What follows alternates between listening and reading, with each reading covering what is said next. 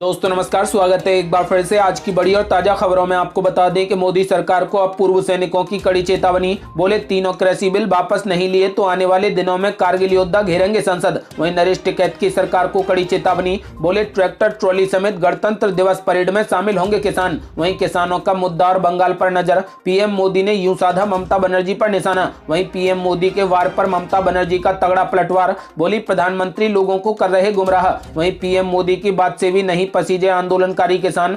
थाली ताली और शंख बजाकर जताया विरोध। वहीं किसानों को उकसाने में जुटी शिवसेना। मोदी सरकार पर लगाया किसानों को खूनी दंगाई साबित करने का आरोप। वहीं अमित शाह ने कहा कि जब तक मोदी प्रधानमंत्री हैं कोई भी कंपनी किसानों से उनकी जमीन नहीं छीन सकती। वहीं नीतीश कुमार को लगा बड़ा झटका। जेडीयू के 6 विधायक बीजेपी में हुए शामिल। वहीं स्मृति ईरानी ने राहुल गांधी को दी बहस की खुली चुनौती। कहा किसानों को भ्रमित कर रही कांग्रेस। और भी बड़ी खबरों को जानने के लिए वीडियो के एंड तक बने रहिए हमारे साथ। बस आपसे निवेदन है, कृपया वीडियो को लाइक कर दें, चैनल को सब्सक्राइब कर लें और घंटी बटन जरूर दबा दें। वहीं पहली बड़ी खबर, आज भारत में पिछले 24 घंटे में कोरोना वायरस के 23,068 नए मामले सामने आए, जिससे अब कुल मरीजों की संख्या बढ़कर 1,01,46,846 हो गई और पिछले 24 घंटे में ही 336 लोगों की मौत हो गई।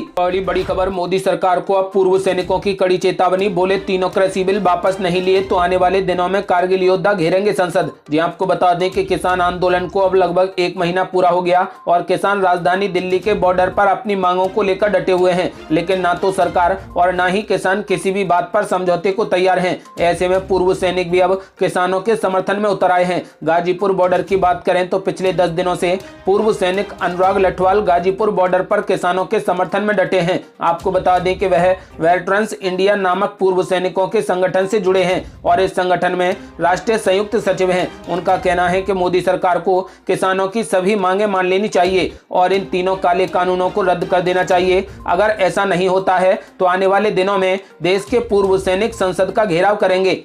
वाली बड़ी खबर, किसानों का मुद्दा और बंगाल पर नजर। पीएम मोदी ने यूं साधा ममता बनर्जी पर निशाना। जी आपको बता दें कि प्रधानमंत्री नरेंद्र मोदी ने किसानों के साथ संवाद किया। वहीं प्रधानमंत्री नरेंद्र मोदी ने पीएम किसान सम्मान निधि योजना की अगली किस्त भी जारी कर दी। इसके बाद अपने संवाद के दौरान पीएम मोदी ने किसानों को नए कृषि कानूनों के फायदे भी गिनाए। पीएम मोदी ने एक बार फिर से किसानों को आश्वस्त किया है कि नए कृषि कानूनों से एमएसपी खत्म नहीं होगी। इसके साथ ही पीएम मोदी ने विपक्ष पर भी जमकर तगड़ा निशाना साधा। पीएम मोदी ने कहा कि विपक्ष किसानों के आगे भ्रम फैला रहा है। वहीं पश्चिम बंगाल के मुख्यमंत्री ममता बनर्जी को भी पीएम मोदी ने आड़े हाथों लिया है। पश्चिम बंगाल में अगले साल विधानसभा चुनाव होने हैं। वहीं चुनाव से पहले पूरी बीजेपी ममता सरकार पर आक्रामक है। वहीं अब पीएम मोदी ने भी बंगाल की सियासत में किसानों का मुद्दा उठाकर खलबली मचा दी है। किसानों के साथ संवाद में पीएम मोदी ने कहा कि पश्चिम बंगाल के मुख्यमंत्री ममता बनर्जी केंद्र सरकार की किसानों के हित की योजना राज्य में लागू नहीं कर रहे हैं। पीएम मोदी ने कहा कि जो राजनीतिक पार्टी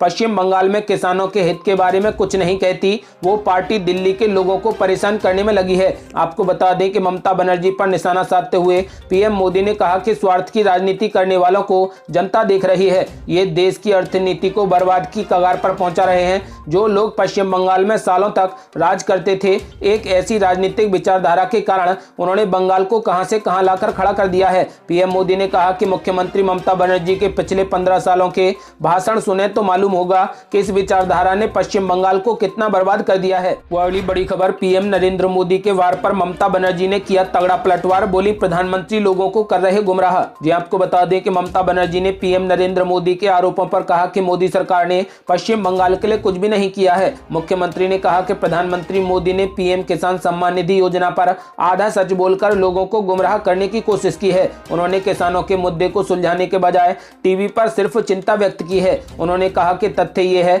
कि मोदी सरकार ने पश्चिम बंगाल की मदद के लिए कुछ भी नहीं किया है। आपको बता दें कि ममता बनर्जी ने कहा कि हमारे किसान भाई और बहन नए कृषि कानूनों के खिलाफ सड़कों पर उतरे हैं। बीजेपी नीति केंद्र की सरकार मदद नहीं कर रही और केवल राजनीतिक लाभ के लिए प्रचार में लिप्त है। अगली बड़ी खबर, पीएम मोदी की बात से भी नहीं पसीजे आंदोलनकारी किसान। ताली थाली और शंख बजाकर जताया विरोध। जी आपको बता दें कि प्रधानमंत्री नरेंद्र मोदी द्वारा वीडियो कॉन्फ्रेंसिंग से कुछ किसानों से चर्चा के बाद नए कृषि कानूनों के खिलाफ नोएडा के दलित पेड़ा स्थल में डटे भारतीय किसान यूनियन से जुड़े किसानों ने शुक्रवार को ताली थाली और शंख बजाकर प्रधानमंत्री नरेंद्र मोदी के भाषण का विरोध किया। किसानों ने कहा कि पीएम मोदी को प्रदर्शनकारी किसानों से बात करनी चाहिए और इन काले कानूनों को तुरंत रद्द करना चाहिए। इससे पहले नए कृषि कानूनों के विरोध में कुछ भाजपा कार्यकर्ताओं ने भी बीजेपी से अपने त्यागपत्र देकर किसानों का समर्थन करते हुए दलित पेड़ा स्थल पर चल रहे धरने में हिस्सा लिया। गौरतलब है कि केंद्र के 3 नए कृषि कानूनों को लेकर गतिरोध अब भी बरकरार है। कानूनों को रद्द करने पर अड़े किसान इस मुद्दे पर सरकार के साथ अब आर पार की लड़ाई का ऐलान कर चुके हैं। यदि आप भी चाहते हैं कि कृषि कानून रद्द हो तो इस वीडियो को लाइक कर अपनी राय हमें कमेंट बॉक्स में जरूर दें। बड़ी खबर, किसानों को उकसाने में जुटी शिवसेना, मोदी सरकार पर लगाया किसानों को खूनी और दंगाई साबित करने का आरोप। जी आपको बता दें कि केंद्र की मोदी सरकार एक तरफ जहां पर कृषि को लेकर बनाए गए नए कानूनों पर किसानों की गलतफहमियों को दूर करने में लगी है, तो वहीं दूसरी तरफ शिवसेना अपने मुखपत्र सामना के जरिए किसानों के मुद्दे को रोजाना हवा दे रही है। इसमें कहा गया है कि किसान आंदोलन जल्द खत्म होने वाला नहीं है। शिवसेना के मुखपत्र सामना में लिखा है कि इस देश का किसान हमलावर और दंगाई नहीं है, वह अन्नदाता है। आपदाओं और विपदाओं से दो हाथ करते हुए किसान वर्षों से संघर्षरत है। हमारे लाखों किसान बंधुओं ने आत्महत्या कर ली, लेकिन कभी हाथों में हथियार उठाने का विचार नहीं किया। कठिनाइयों का पहाड़ और कर्ज के तनाव से परेशान होकर उन्होंने फांसी लगा ली, जहर पी लिया, लेकिन उन्होंने कभी किसी की जान नहीं ली। किसान चाहे तो सत्ताधीशों को पल में झुका दें, लेकिन किसानों ने अब भी संयम बनाए रखा है। आंदोलन कर रहे किसानों की सीधी मांग है कि किसानों के लिए घातक केंद्र सरकार के 3 नए कृषि कानूनों को रद्द कर दिया जाए। सामना में आगे लिखा है कि कम से कम आधारभूत कीमत मतलब समर्थन मूल्य को लेकर कॉन्ट्रैक्ट खेती के माध्यम से कृषि भूमि को बड़े उद्योग समूहों का ग्रास बनाने वाले और किसानों को गुलामी की ओर धकेलने वाले कानून को रद्द किए बिना राजधानी दिल्ली के द्वार पर शुरू हुआ आंदोलन नहीं थमेगा। आंदोलनकारी किसान अगर ऐसी चेतावनी दे रहे हैं तो इसमें गलत नहीं है। बड़ी खबर, अमित शाह का बड़ा ऐलान, बोले जब तक मोदी प्रधानमंत्री हैं कोई भी कंपनी किसानों से उनकी जमीन नहीं छीन सकती। जी आपको बता दें कि केंद्रीय गृह मंत्री अमित शाह ने कहा कि जब तक नरेंद्र मोदी देश के प्रधानमंत्री हैं तब तक कोई भी कंपनी किसानों से उनकी जमीन नहीं छीन सकती। उन्होंने ये भी कहा कि न्यूनतम समर्थन मूल्य यानी एमएसपी की व्यवस्था हमेशा जारी रहेगी और मंडियां बंद नहीं होंगी। राष्ट्रीय राजधानी दिल्ली के किशनगढ़ गाँव में लोगों को संबोधित करते हुए अमित शाह ने कहा कि अगर किसान संगठन ये सोचते हैं कि नए कृषि कानूनों का कोई भी प्रावधान उनके हितों के खिलाफ है तो केंद्र सरकार इस पर चर्चा करने और खुले मन से विचार करने को तैयार है। अमित शाह ने कांग्रेस सहित विपक्ष पर न्यूनतम समर्थन मूल्य और कृषि कानूनों के अन्य प्रावधानों के बारे में भ्रम फैलाने का आरोप लगाया। उन्होंने कहा कि विपक्ष सरासर झूठ बोल रहा है। मैं फिर से दोहराता हूं कि एमएसपी जारी रहेगी और मंडियां कभी भी बंद नहीं होंगी। किसानों का कल्याण हमारी सरकार की प्राथमिकता है। बड़ी खबर, स्मृति ईरानी ने राहुल गांधी को दी बहस की खुली चुनौती, कहा किसानों को भ्रमित कर रही कांग्रेस। ये आपको बता दें कि केंद्रीय मंत्री स्मृति ईरानी ने कांग्रेस पर आरोप लगाया कि वह अपनी राजनीति चमकाने के लिए नए कृषि कानूनों के बारे में किसानों में भ्रम फैला रही है। साथ ही उन्होंने कहा कि किसान नई तकनीक के जरिए अपनी आमदनी बढ़ाना चाहता है, जिससे कांग्रेस को तकलीफ हो रही है। स्मृति ईरानी ने कांग्रेस नेता राहुल गांधी को किसानों के मुद्दे पर बहस करने की खुली चुनौती दे दी है। अपने संसदीय निर्वाचन क्षेत्र अमेठी के दौरे पर आई स्मृति ईरानी ने कहा कि कांग्रेस अपनी सियासत चमकाने के लिए देश के किसानों के बीच भ्रम फैला रही है।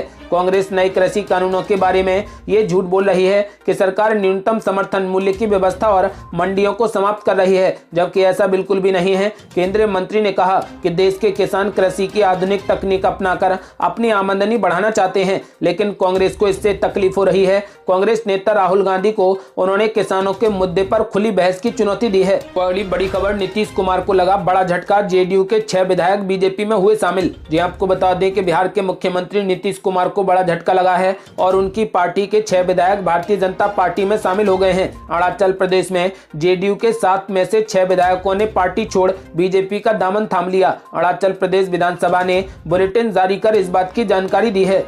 बड़ी खबर, आम आदमी पार्टी के सांसदों ने संसद भवन में पीएम मोदी को घेरा, कहा काले कानून वापस लो। ये आपको बता दें कि आम आदमी पार्टी के सांसदों ने संसद भवन में प्रधानमंत्री नरेंद्र मोदी को घेर लिया और नए कृषि कानून वापस लेने की मांग की। आम आदमी पार्टी के सांसद संजय सिंह और भगवंत मान ने हाथ में तख्ती पकड़कर संसद भवन में पीएम नरेंद्र मोदी के सामने जमकर नारेबाजी की। दरअसल पीएम मोदी संसद के सेंट्रल हॉल में मदन मोहन मालवीय और पूर्व प्रधानमंत्री अटल बिहारी वाजपेयी को उनकी जयंती पर श्रद्धांजलि अर्पित करने पहुंचे थे। सांसद संजय सिंह ने संसद भवन का वीडियो शेयर करते हुए कहा कि बहरे कानों को सुनाने के लिए तानाशाह सरकार को जगाने के लिए हंगामा जरूरी था। संसद में प्रधानमंत्री के सामने किसानों के हक में भारी हंगामा हुआ। आपको बता दें कि संजय सिंह ने किसान विरोधी काला कानून वापस लो और अन्नदाताओं को आतंकवादी कहना बंद करो के जमकर नारे लगाए। वह अगली बड़ी खबर, बिहार में विपक्ष की अपील के बाद भी कृषि कानूनों के विरोध में नहीं उतरे किसान। जी आपको बता दें कि देश की राजधानी के बाहर हो रहे किसान आंदोलन को लेकर